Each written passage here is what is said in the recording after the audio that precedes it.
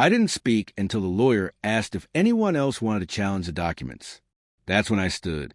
My mother froze, her hand clutching her pearls like they were a lifeline.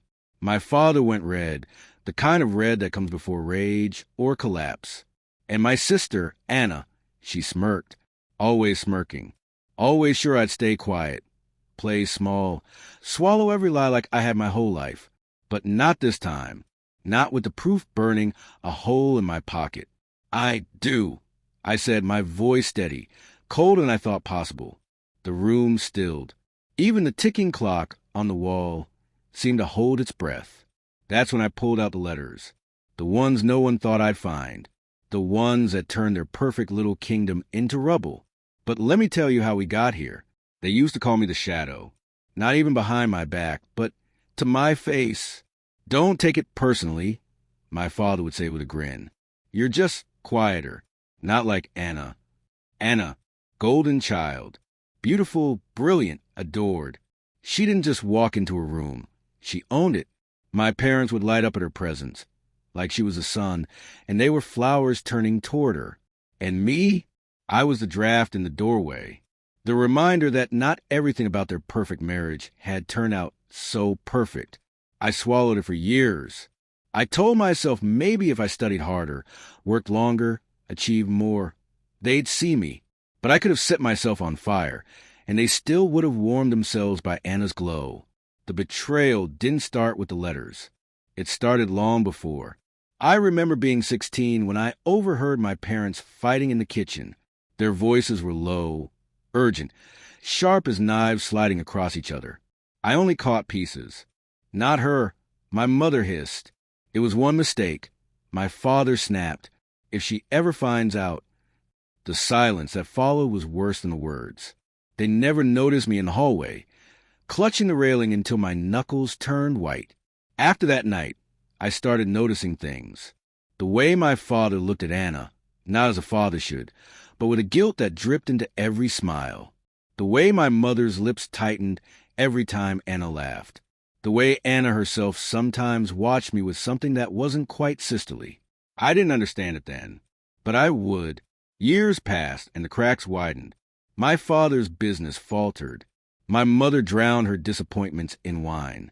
And Anna climbed higher, as if she was destined to inherit everything.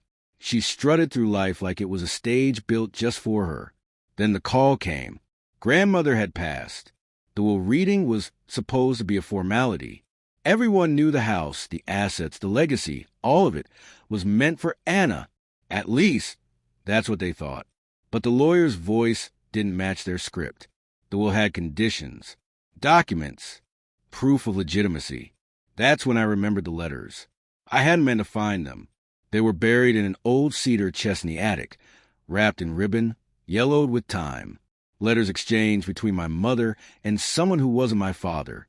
At first, I thought they were love letters, the kind people keep hidden to protect a secret affair. But then the words sharpened. She'll never know the truth. Your husband must never suspect. Anna is his, but she is not yours. I read them over and over until the ink blurred. Anna, his but not hers. And me, hers but not his. My entire world tilted.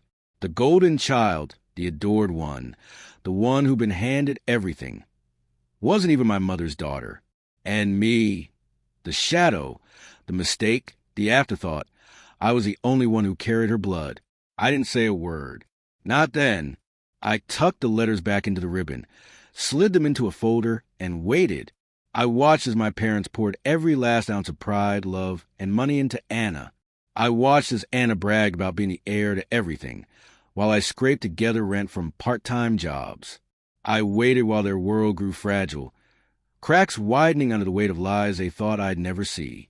And finally, today, the stage was set. At the will reading, the lawyer cleared his throat. According to conditions, only a legitimate child of this family may inherit the estate.